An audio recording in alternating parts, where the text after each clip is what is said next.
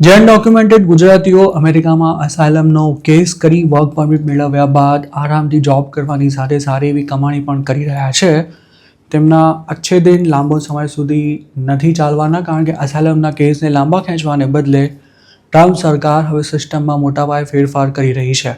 આ ઉપરાંત અસાયલમના નવા કેસીસ ફાઇલ થવાનું પ્રમાણ પણ ખૂબ જ ઘટી ગયું છે, જેથી દર વર્ષે બેકલોગમાં લાખોનો ઘટાડો થઈ શકે છે. અત્યાર સુધી અસાયલમના કેસ પૂરા થવામાં વર્ષોના વર્ષો લાગી જતા હતા અને ત્યાં સુધીમાં ડોલર કમાવાની સાથે ઘણા લોકો લીગલ થવાનો કોઈને કોઈ સાચો ખોટો રસ્તો શોધી લેતા હતા કે પછી અમેરિકાને ટાટા બાય બાય કહી ઇન્ડિયા પાછા આવી જતા હતા. પણ હવે આ ખેલ બંધ થઈ જવાના છે. હવે ટ્રમ્પની સરકાર અસાયલમ માંગનારા લોકોને સીધા ટાર્ગેટ કરી રહી છે. તેવામાં હવે કેસ પૂરા કરવાની ઝડપ પણ વધારવા માટે પૂરી તૈયારી કરી લેવાઈ છે. તેના ભાગરૂપે મોટી સંખ્યામાં ઇમિગ્રેશન નહીં પણ ડિપોર્ટેશન જજીસની ભરતી કરવામાં આવી રહી છે. તેની સાથે જ ટ્રમ્પની પોલિસી પ્રમાણે ન ચાલનારા જજોને પણ ઘર ભેગા કરી દેવામાં આવી રહ્યા છે. 2025માં ટ્રમ્પે જજીસનું માસ ફાયરિંગ કરીને ઇમિગ્રેશન કોર્ટ્સમાં ફફડાટ ફેલાવી દીધો હતો. જોકે તેમ છતાંય ટ્રમ્પ 2.0ના પહેલા વર્ષમાં ઇમિગ્રેશન કોર્ટ્સમાં પેન્ડિંગ રહેલા કેસોની સંખ્યામાં 3.41 લાખનો ધરખમ ઘટાડો નોંધાયો હતો તેવું એક્સિયોસના એક રિપોર્ટમાં જણાવાયું છે. શક્ય છે કે 2026માં આ આંકડો તેનાથી પણ ઘણો જ વધારે રહેશે. હાલ પણ અમેરિકાની ઇમિગ્રેશન કોર્ટ્સમાં 3.6 મિલિયન કેસીસ પેન્ડિંગ પડ્યા છે, જેમાં અસાયલમના મોટાભાગના કેસમાં ફાઇનલ રિમૂવલ ઓર્ડર જ ઇસ્યુ થશે તે લગભગ નક્કી છે. આટલો મોટો બેકલોગ ફટાફટ ક્લિયર કરવો હોય તો સિસ્ટમમાં ધરખમ ફેરફાર કર્યા વિના છૂટકો નથી. 2025માં ટ્રમ્પે 55 ઇમિગ્રેશન જજીસને ફાયર કરી દીધા હતા, જ્યારે 80 રિટાયર થઈ ગયા હતા.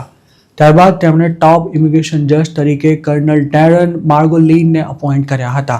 માર્ગોલિન ભૂતપૂર્વ ઇમિગ્રેશન જજ રહી ચૂક્યા છે અને તેઓ 2024માં જ રિટાયર થયા હતા અને બાઇડનની ઓપન બોર્ડર પોલિસીના તેઓ સખ્ત વિરોધી હતા.